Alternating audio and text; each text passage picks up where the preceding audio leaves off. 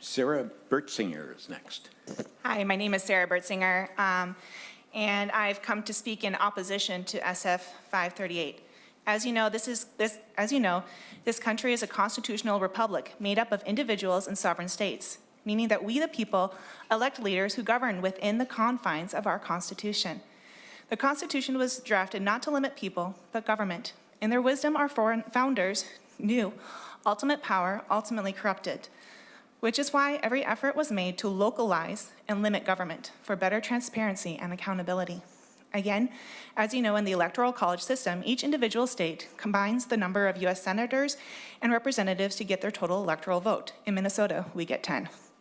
So how are we going to award these 10 votes? Give them to the most popular candidate nationwide, or follow the concept this nation was founded on, local, limited control, where local individuals know the issues at hand and vote accordingly?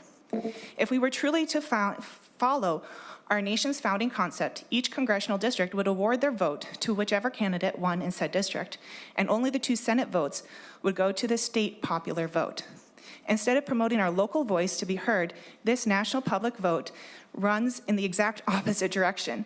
The national popular vote awards preference not to individuals, but to the collective, to areas where there is high dense population.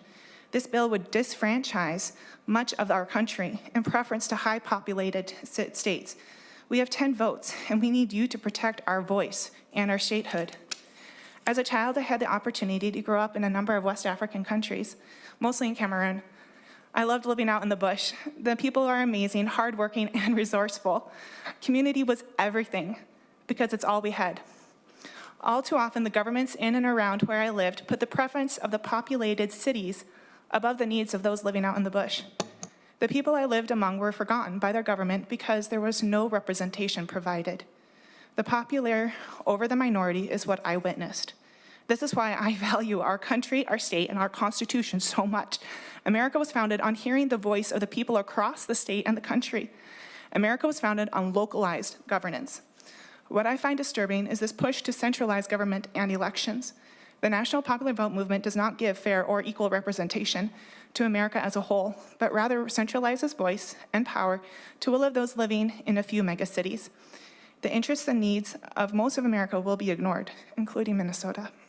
You were elected to represent, protect, and uphold the voice of this state. The National Popular Vote goes in direct violation to state rights. Therefore, I ask you to reject this bill in its entirety. Thank you.